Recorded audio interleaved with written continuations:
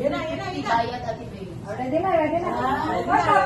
Tapos ano bubuksan nyo kasi explain kasi isa yung laman. Oh my God! Yung oras ako. Hindi, wala lang. Ay, nasa pagiging panty.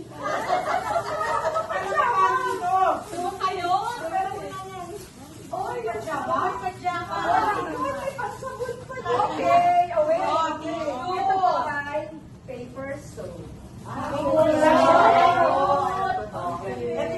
Ay, babasahin na. Tapos, meron ka itong dry tissue.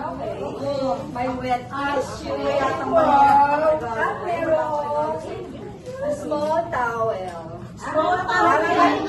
Kay towel lang ka. Saan nabibili yan? Para pag kayo ay nagpunta sa... Para pag nagpunta kayo sa mall, hindi kayo.